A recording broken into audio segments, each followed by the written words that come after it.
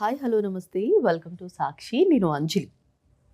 ఆయన గురించి మనం తలుచుకున్నా, ఆయన పేరు మనకు గుర్తుకొచ్చినా మనకి ముందుగా ఎస్పెషల్లీ గుర్తొచ్చేవి ఏంటంటే భారీ సెట్టింగ్స్, అలాగే star cast, that larger than life stories.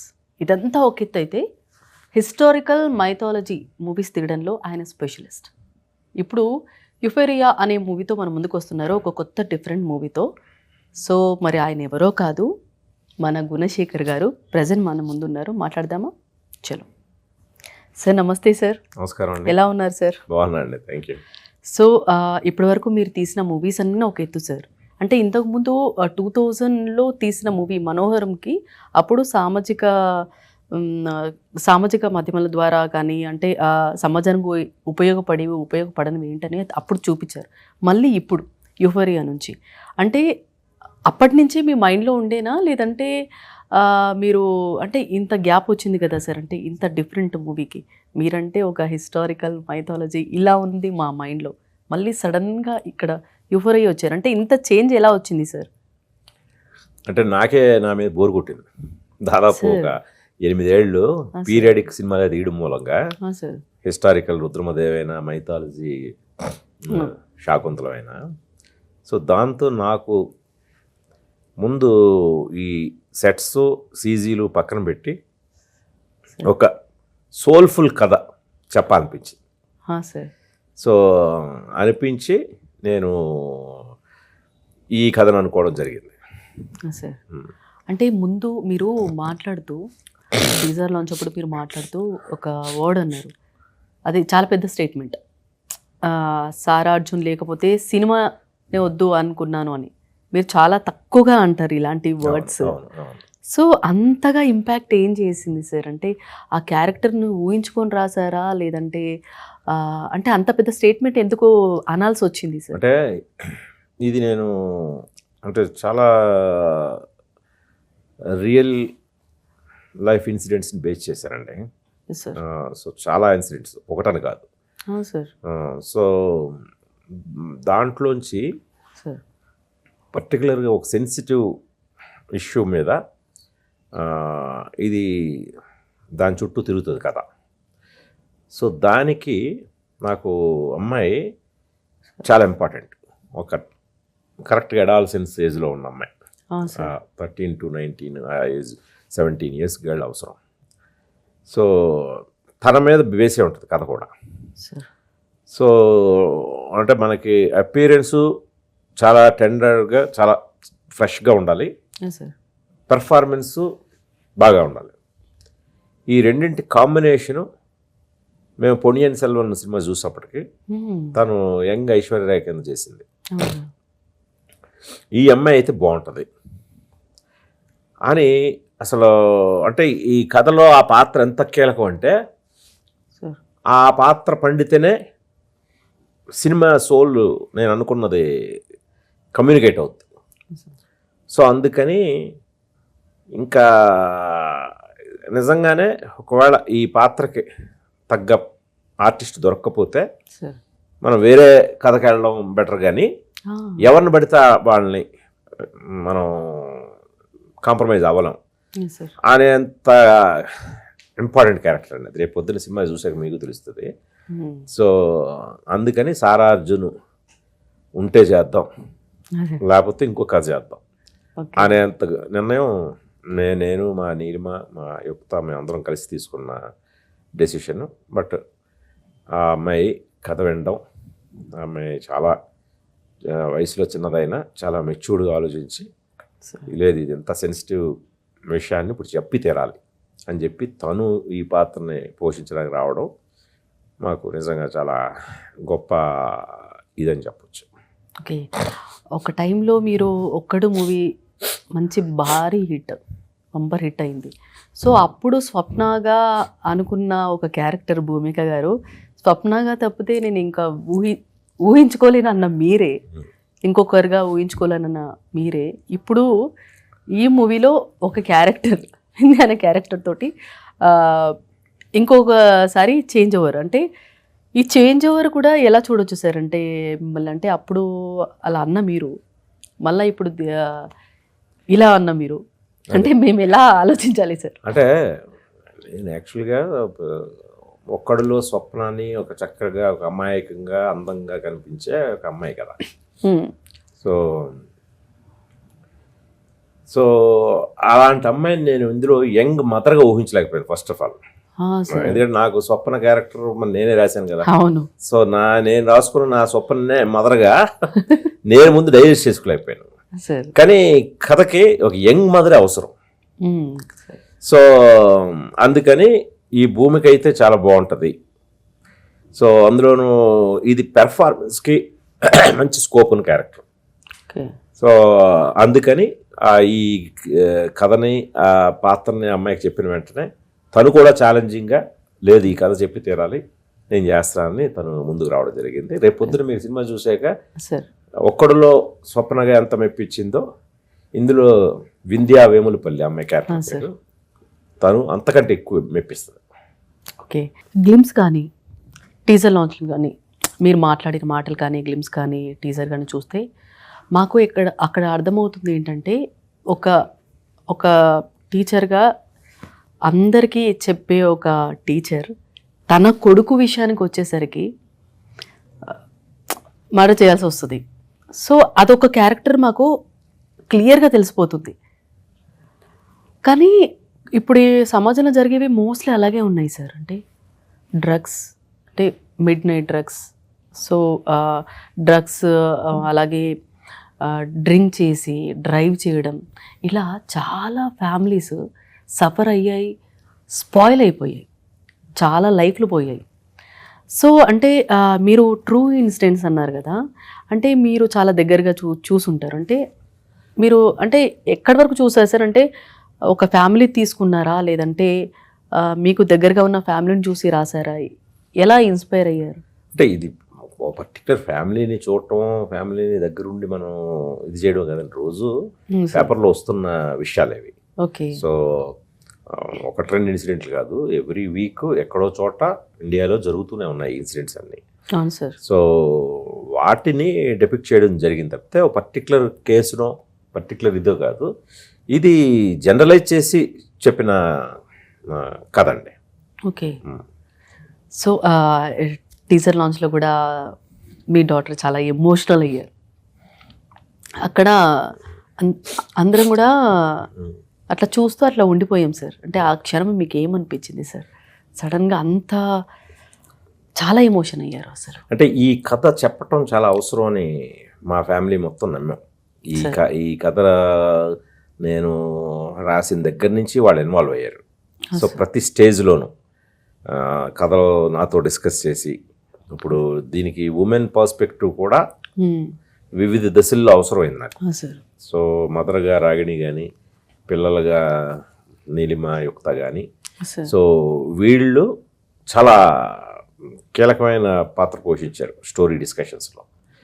So అందుకని ఈ కథను చెప్పబోతున్నామే అనే ఒక ఎక్సైట్మెంట్కి లోనైంది. జనరల్గా నీలిమ వెరీ స్ట్రాంగ్.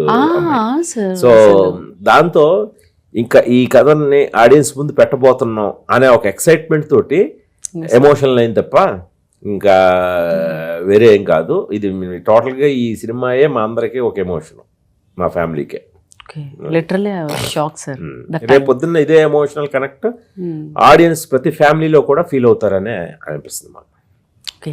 సో సారా అర్జున్ గారు కానీ, భూమిక గారు కానీ, మాకు తెలిసిన వాళ్ళు ఆడియన్స్ అందరికీ, మిగతా వాళ్ళందరూ కొత్త వాళ్ళు. సో మనకు తెలిసిన గౌతమ్ మీనన్ గారు తప్పితే, అంటే కథకి బలాన్ని బట్టి, క్యారెక్టర్ బట్టి చూస్ చేశారా సార్? లేదంటే మీరు అనుకుంటే క్యాస్ట్ చాలా స్టార్ క్యాస్ట్ ఉంటుంది, అంటే ఎలా తీసుకున్నారు సార్? ఇది కథకు తగ్గట్టే తీసుకున్నాను. ఎందుకంటే ముందు ఇందులో అందరూ కొత్తవాడు కావాలి సార్. సో భూమిక, సారా అర్జును, గౌతమ్ మేనను వీళ్ళు తప్ప మిగతావన్నీ ఈ అడాల్సెన్స్ ఉంటేనే ఏజ్ మరి తక్కువ ఏజ్ కదా. ఈ పెద్ద ఏజ్ని మనం తక్కువ ఏజ్ల కింద చూపించడం ఈ రోజుల్లో ఆడియన్స్ యాక్సెప్ట్ చేసే ఇది కాదు. అందులో ఫ్రెష్ ఫేస్లు కావాలి. అందుకనే ఈ ఆడిషన్స్ చేసి ఒక 6 నెలల పాటు ఈవెన్ వర్క్షాప్ కండక్ట్ చేసి, ఇప్పుడు ఈ విఘ్నేష్ గవిరెడ్డి, ఈ పృథ్వీరాజ్ అడ్డాల, ఈ లిఖిత యలమంచిలి వీళ్ళందరినీ కూడా ఆడిషన్స్ ద్వారా తీసుకోవడం జరిగింది. ఈ పాత్రలకి కొత్త వాళ్ళే న్యాయం చేయగలరు. మీకు పాత్రలే కనబడాలి తప్పితే వాళ్ళ ఇమేజ్ కనబడకూడదు. సో అందుకని కాస్టింగ్ ఇలా వెళ్ళాల్సి వచ్చింది. ఓకే. సో ఇప్పుడు చాలా వరకు మీరు తీసిన ఒక్కడు మూవీ రిలీజ్ అయ్యి మళ్ళీ హిట్ కొట్టింది. తర్వాత మహేష్ బాబు గారు వారణాసి మూవీ ఇప్పుడు పాన్ ఇంటర్నేషనల్ చేస్తున్నారు. అంటే మీ అండర్లో ఒక 3 మూవీస్ చేశారు. ఇప్పుడు చూస్తే ఏమనిపిస్తుంది సార్? అంటే 3 మూవీస్కి వర్క్ చేశారు కదా, మీ ఇద్దరి మధ్య ఉన్న బాండ్ కూడా అటువంటిది. ఇప్పుడు ఏమనిపిస్తుంది సార్? అంటే ఏమనిపించడం కాదు, అంటే ఏం చెప్తారు? మహేష్ ఎప్పుడు కూడా డైరెక్టర్స్ హీరో. ఒక ప్రతి డైరెక్టర్ కూడా తను అనుకున్నది చెప్పటానికి అద్భుతమైన ఆయుధం మహేష్ బాబు సార్. సో అలాగా మనందరం డైరెక్టర్లు అందరం మహేష్ అనే ఒక ఆయుధాన్ని ఎవరెవరు ఎలా ప్రయోగించారు, ఎలా వాడారు అనేది అతను అంత స్టామినా ఉంది. సో ఇప్పుడు రాజమౌళి చేతిలో పడేసరికి అది ఖచ్చితంగా ఇప్పుడు అందరూ అంటున్నట్టు ప్యాన్ వరల్డ్గా అందులో ఆ బ్యాక్డ్రాప్ కూడా చాలా బాగుంది, ఇంట్రెస్టింగ్ ఉంది. కాబట్టి ఖచ్చితంగా మహేష్ పరిధిని ఒక 10 రెట్టింపు చేసే స్థాయి వస్తుంది అనిపిస్తుంది. ఓకే. మా సీక్వెల్ ఎప్పుడు తీస్తున్నారు సార్?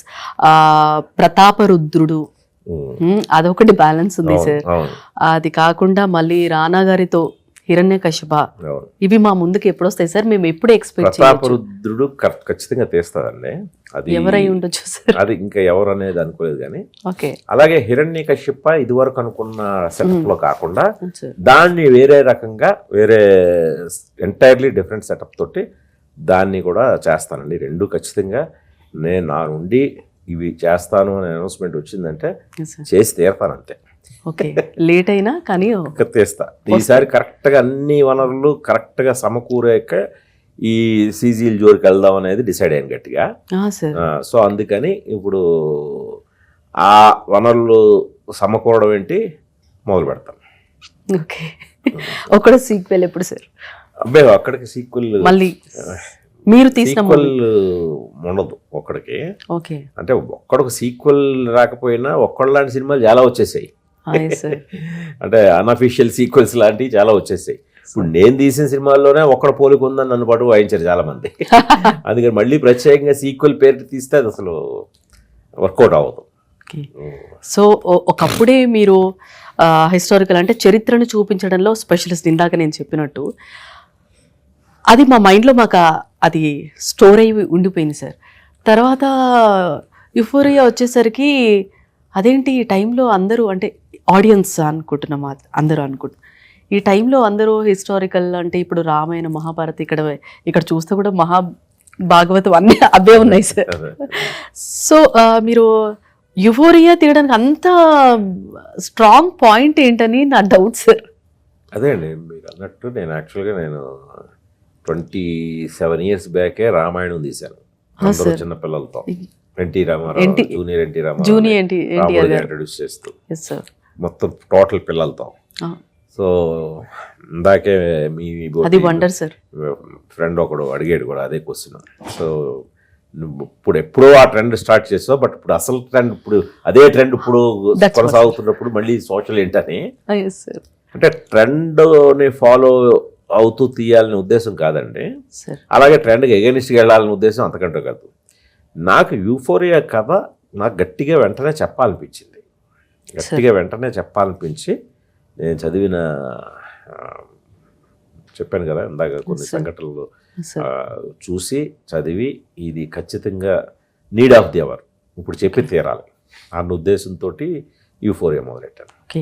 ఇప్పుడు చూసుకుంటే సార్ అంటే జనరేషన్ బట్టి చాలా వరకు పిల్లల్లో కానీ పెద్దల్లో కానీ అందరిలో చేంజెస్ వచ్చేస్తున్నాయి. పేరెంటింగ్ స్టైల్ మారింది, పిల్లల బిహేవియర్ మారింది. సో ఈ మూవీ చూసిన తర్వాత అంటే ప్రతి ఒక్కరు కూడా ఏ విధంగా అంటే చేంజ్ వస్తుంది అని మీరు అనుకుంటున్నారా సార్?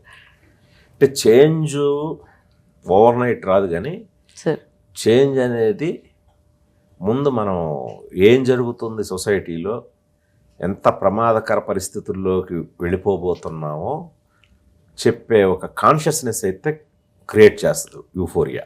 సార్ ఇప్పుడు మీరు అంటున్నట్టు అసలు యంత్రం మనిషిగా మారిన రోజులు కాదు, మనిషే యంత్రంగా ఎగ్జాక్ట్లీ మారిపోయిన రోజులు. ఇలాంటి స్పీడ్ యుగంలో ఉన్నాం.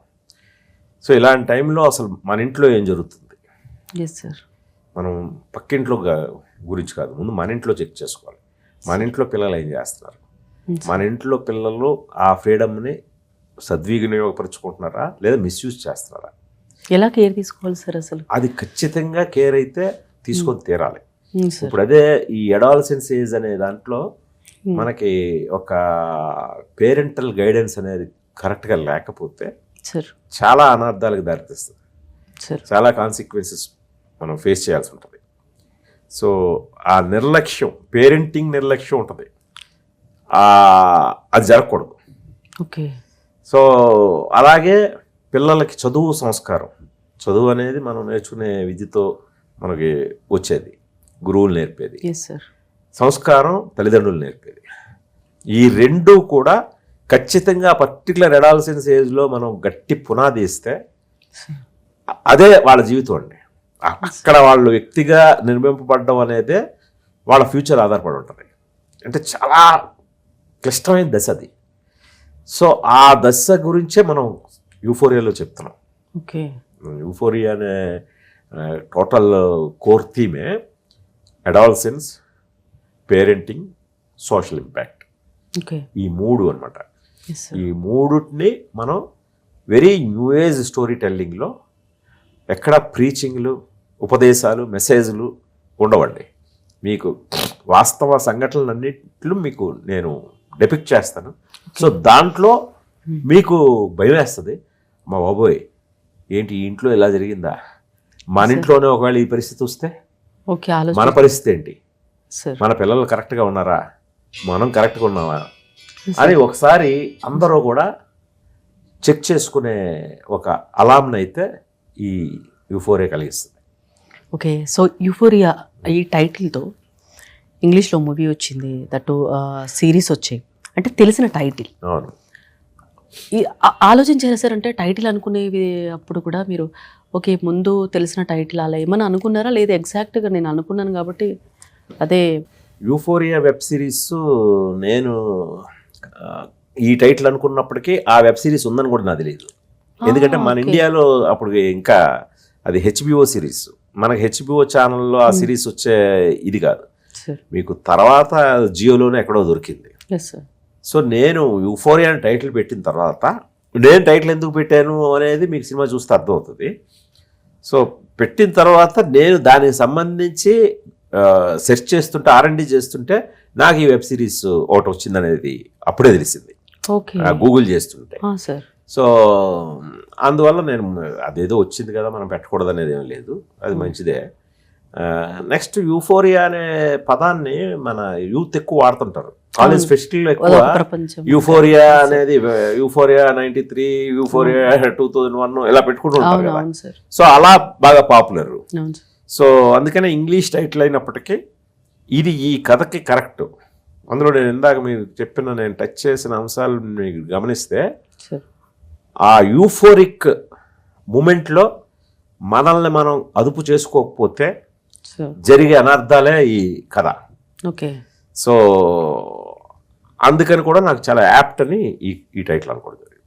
సారా అర్జున్ గారు టీజర్ లాంచ్లో తెలుగులో మాట్లాడేసరికి మీ ఆడియన్స్ అంతా షాక్, మంచి స్పష్టంగా బాగా. అంటే తెలుగు ముందే వచ్చా సార్? అంటే ముందు చైల్డ్ ఆర్టిస్ట్గా వర్క్ చేశారు తెలుగులో, తర్వాత నాన్న తమిళ్. సో ఇక్కడ మళ్ళీ ఇప్పుడు ఈ మూవీ బాలీవుడ్లో క్రేజ్ ఆల్రెడీ వచ్చేసింది. అంటే తెలుగు ముందే వచ్చా, లేదంటే టీజర్ లాంచ్ అప్పుడే నేర్చుకుందా సార్ మూవీ? అప్పుడు తెలుగు మీద ఒక అవగాహన ఉంది. ఓకే.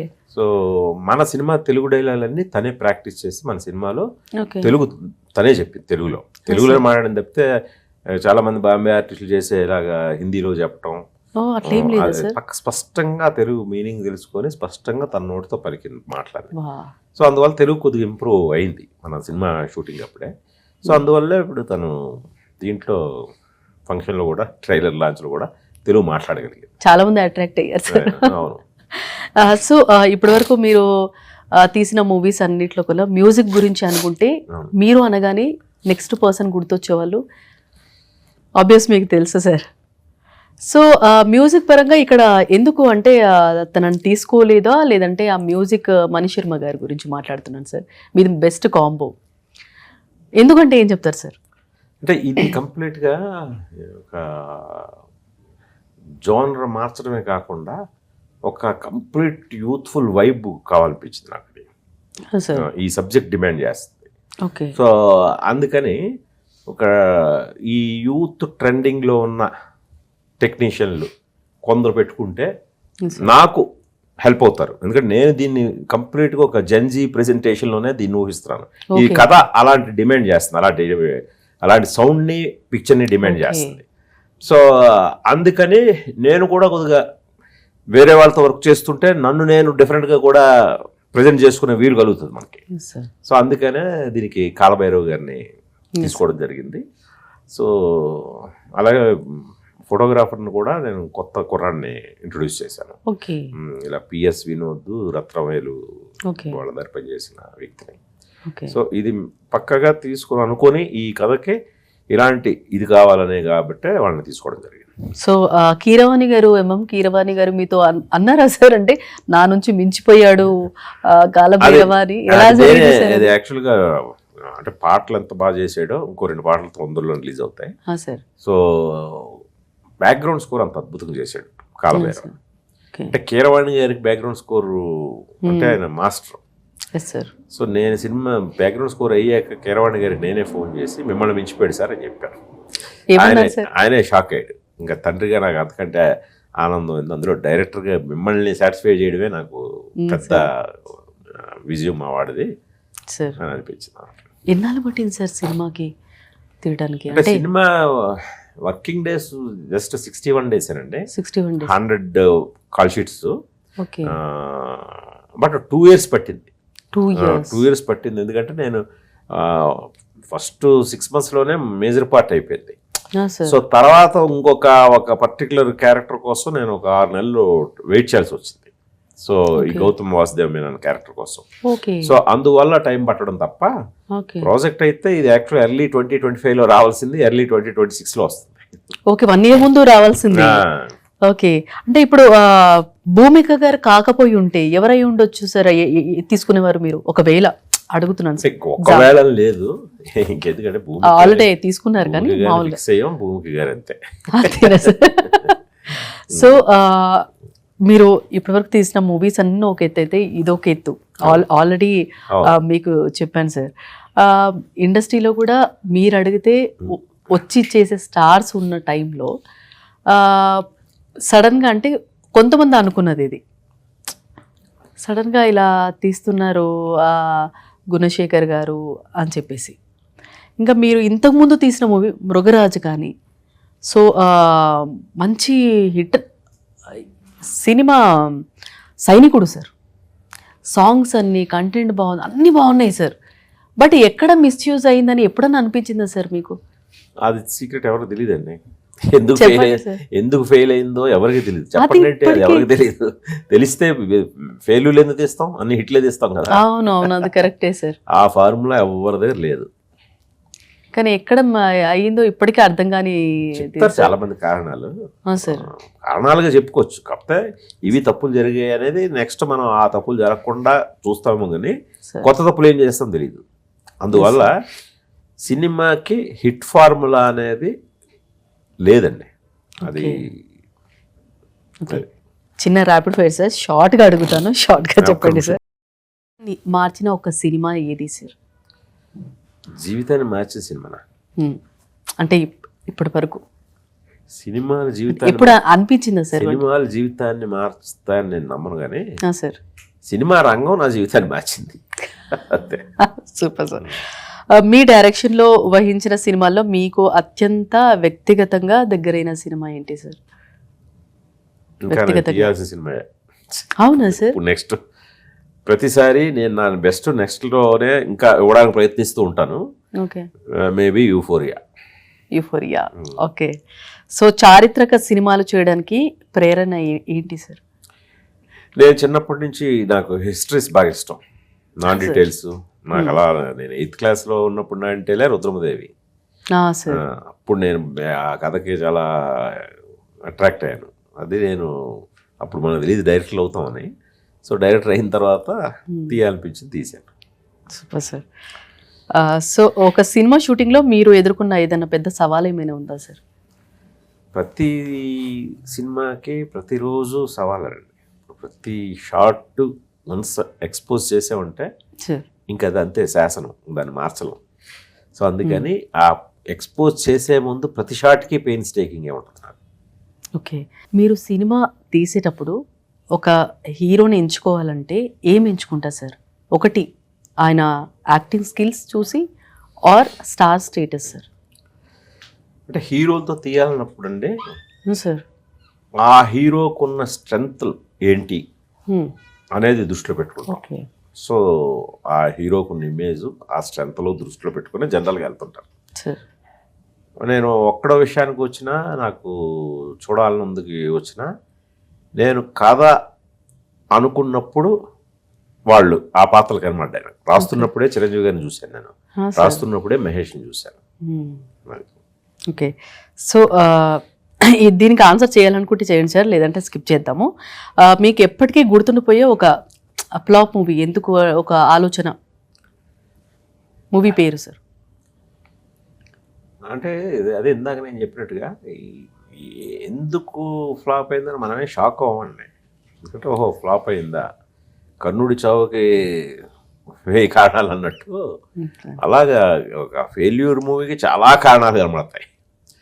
సో అందువల్ల పర్టిక్యులర్ మూవీకి ఫ్లాప్ అయిందనేది నేను ఎప్పుడు అనుకోలేదు. రీజన్ ఎందుకు అనేది కానీ, నేను ఎక్కువ ఎఫెక్ట్ అవ్వడం కానీ, ప్రతి సినిమాకి ఈక్వల్గా బాధ్యత తీసుకుంటాను. అది ఓకే.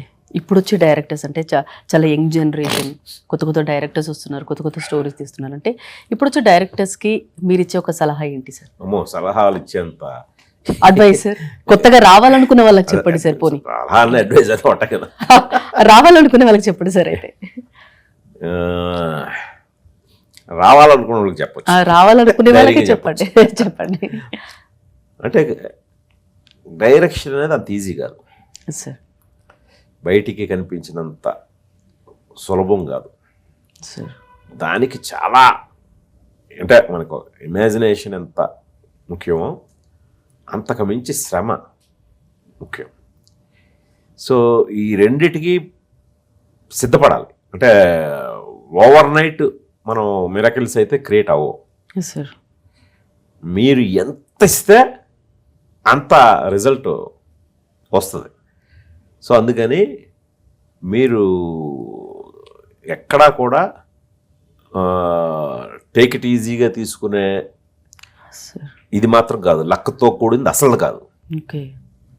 సో అందువల్ల 1కి 10 సార్లు ఆలోచించి నేను డైరెక్టర్ అవ్వాలంటే ఖచ్చితంగా మీరు వీటన్ని ఒక యుద్ధానికి ఒక సైనికుడు ఎలా అయితే సిద్ధం అవుతాడో అలా సిద్ధపడండి. మెయిన్ కావాల్సింది అయితే మాత్రం కామన్ సెన్స్ కావాలి. ఓకే, ఒక డైరెక్టర్గా సిక్స్త్ సెన్స్ లేకపోయినా పర్లేదు, కానీ కామన్ సెన్స్ చాలా అవసరం డైరెక్టర్. ఒక డైరెక్టర్గా అంటే మీ బలహీనత ఏమిటి అని అనుకుంటారు సార్ మీరు? ఒక డైరెక్టర్గా బలహీనత ఎప్పుడన్నా అనుకున్నారు సార్, ఇది నా బలహీనత, ఇది బలహీనత? అదే కొన్నిసార్లు మనం అంటే దీని మీద ఇంత స్టడీ కానీ ఇంత ఫోకస్ కానీ అవసరం లేదు, ఇది కొద్దిగా ఇన్ఫర్మేటివ్గా కూడా వెళ్ళిపోవచ్చు అనుకున్న వాటి మీద కూడా నేను అంత ఈజీగా వదలను. దాన్ని కూడా కొంచెం ఎక్కువ ఫోకస్డ్గా చేస్తుంటాను. అది ఒక రకంగా నా బలహీనత, బలం కూడా. సో మీరు ఒక సినిమాలో కథ ముఖ్యమా లేదంటే విజువల్స్ ముఖ్యమా, ఏదంటే ఏం చెప్తారు సార్? కథ లేదంటే మీకు విజువల్ రాదు, ఏది రాదు. కథే మూలం అన్నిటికీ. మీకు ఏదైనా ముందు కావాల్సింది కథ. ఓకే, ఒకే ఒక్క సినిమాను మళ్ళీ రీమేక్ చేసే అవకాశం వస్తే ఏ సినిమా చేస్తారు సార్? రీమేక్ అసలు చేయరా సార్? ఓకే, మీ కెరియర్లో మీరు తీసుకున్న అత్యంత రిస్కీ నిర్ణయం ఏది సార్? Decision. డైరెక్టర్ అవ్వాలనుకోవడమే. సార్ ఇన్ని hits ఉన్నాయి.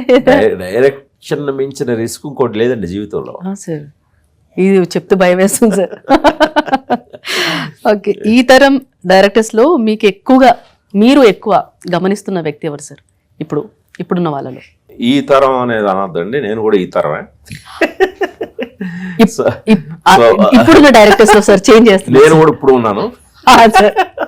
సో అంటే కరెంట్ డైరెక్టర్స్ లోనూ అన్న మీ ఉద్దేశంలో? కరెంట్ డైరెక్టర్స్ అదే.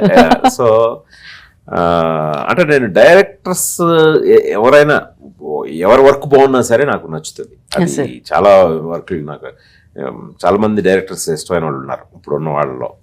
శేఖర్ కమల్ కానీ, సుకుమార్ కానీ, క్రిష్ కానీ, ఈ కొత్తగా వచ్చిన సందీప్ రెడ్డి వంగ కానీ, వీళ్ళందరూ కూడా నాకు బాగా ఇష్టమైన దర్శకులే.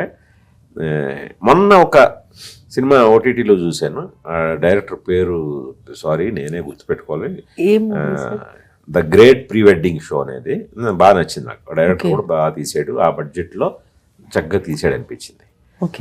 ఆ డైరెక్టర్ పేరు ఏంటమ్మా? Pre wedding show. అది క్షమించాలి, ఆ డైరెక్టర్ పేరు గుర్తుపెట్టుకోలేనందుకు, బట్ అది బాగా సినిమా గుర్తుంది, బాగా నచ్చింది. ఓకే, సో ప్రేక్షకులు మీ సినిమాల గురించి గుర్తుంచుకోవాలి అని మీరు కోరుకునేది ఏంటి సార్? గుణశేఖర్ గారి మూవీ అనగానే ప్రేక్షకులు అంటే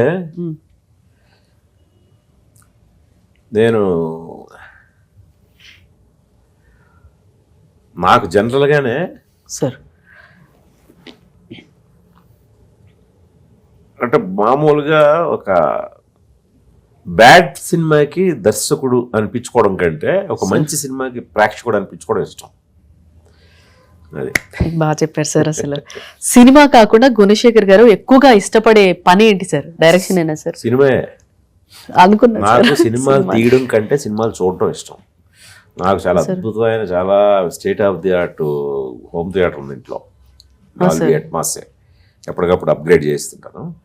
దాని నేను ఇక్కడి నుంచి వెళ్ళానంటే ఇంటి దగ్గరికి వెళ్ళి ఒక సినిమా చూడాల్సిందే.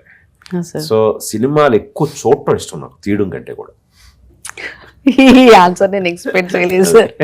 సో ఇది ఇప్పుడు చాలా సినిమాలు వస్తున్నాయి సార్, ప్రతి ఒక్కరు కూడా అంటే సినిమా తీస్తున్నారు, కొన్ని హిట్స్ అవుతున్నాయి, కొన్ని అంటే ఫ్లాప్స్ పక్కన పెడితే ఓటీటీస్ లెక్కలేని మూవీస్, సిరీస్ అన్నీ వస్తున్నాయి.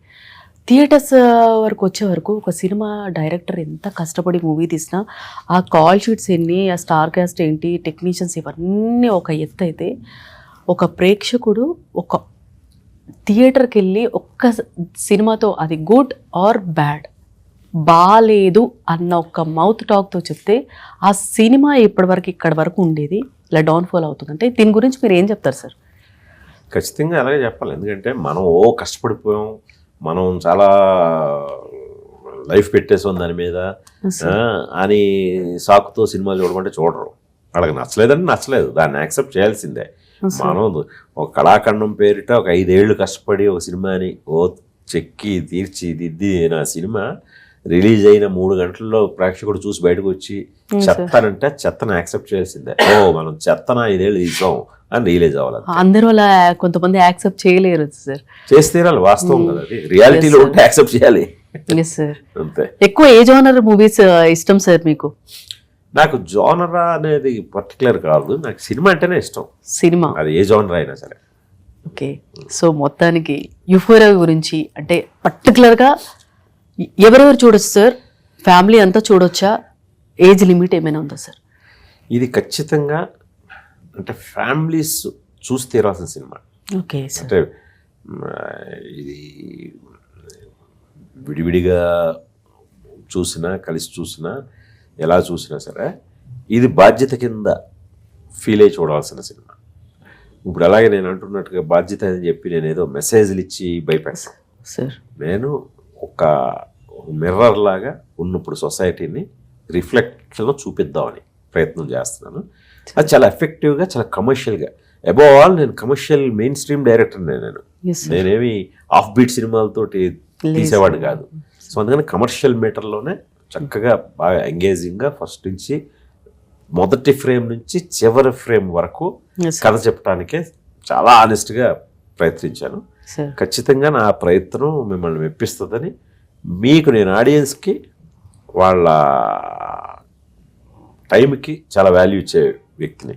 సో మీ టైము ఏమాత్రం వృధా కాదని నేను భావిస్తున్నాను. వన్ లాస్ట్ క్వశ్చన్ సార్, ఈ మధ్య జరిగేది అడుగుతున్నాను. ఒక డైరెక్టర్ ఒక కథ రాసుకున్నప్పుడు ఒక కథ రాసేసుకుంటాడు సార్. తర్వాత దానికి ఒక స్టార్ హీరో అంటే హీరోని బట్టి అక్కడ కథలో చేంజెస్ జరుగుతాయి సార్. స్టార్ని బట్టి కథ రాయాలా, కంటెంట్ మారాలా, లేదంటే కంటెంట్ని బట్టి స్టార్ మారాలా సార్? ఏం చెప్తారు సార్?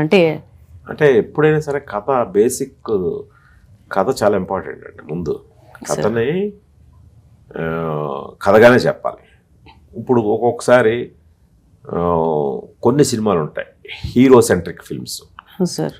సో ఇప్పుడు వాటిని కొద్ది కమర్షియల్ యాంగిల్లో ఆ హీరోకున్న ఇమేజ్ దృష్ట్యా కొన్ని మనం ఇంప్రొవైజేషన్స్ ఆన్సెట్ చేయటం కూడా మంచిది. సో లేదు ఇది స్టోరీ బేస్డ్ ఫిల్మ్ అంటే దాన్ని ముట్టుకోకూడదు, స్టోరీ బేస్డ్ వెళ్ళాలి. ఓకే. ఇప్పుడు hero oriented films, hero centric commercial films sir. Story ఉంటుంది, but at the same time మిగతా హంగులు చాలా అవసరం. ఆ హంగుల కోసం మీకు స్పాట్లో కథని ఇంప్రొవైజ్ చేస్తూ ఇది చేయటం అనేది నాకు తెలిసి అవసరం కూడా. Yes sir. ఇది ఫ్యాన్స్ క్వశ్చన్ సార్. మళ్ళీ అనుష్క గారితో మళ్ళీ ఎప్పుడు వర్క్ చేస్తున్నారు సార్? మీ అండర్లో మేము ఎప్పుడైనా ఎక్స్పెక్ట్ చేయొచ్చా సార్ మూవీ? ఖచ్చితంగా. ఎందుకంటే ప్రతాపరుద్రుల్లో రుద్రమదేవి పాత్ర మామూలు పాత్ర కాదు. అంటే 80 ఏళ్ల వయసులో ఆవిడ ఏనుగుతో పోరాడింది రుద్రమదేవి. సో ఆ ఎపిసోడ్ మామూలుగా ఉండదండి, గూస్ బంప్స్ వచ్చేలా ఉంటుంది. సో అందుకని ఆ ప్రతాపరుద్రుడు అనే ప్రాజెక్ట్లో మళ్ళీ మనుష్క గారు రుద్రమదేవిగా ఆవిడ క్యారెక్టర్ ఆర్క్ అందులో ముగిపోతుంది. Super sir. ఇదే మేము కోరుకున్నాము. అండ్ మీరు మీ మూవీస్ హిస్టారికల్ మూవీస్ అన్న మాకు చాలా ఇష్టం సార్. ఫస్ట్ ఆఫ్ ఆల్ ఈ వర్డ్ మీకు చెప్పాల్సింది. Thank you so much sir. ఇలాంటి మూవీస్ అన్నీ ఇంకిన్ని మీరు మూవీస్ తీయాలని మనస్ఫూర్తిగా కోరుకుంటున్నాను సార్. ఆడియన్స్ తరపు నుంచి కూడా చెప్తున్నాను. Wish you all the success sir. Thank you so much sir. Thank you అండి. Thank you. సో ఇది ఇవాల్టి special chit chat. Stay tune to Sakshi.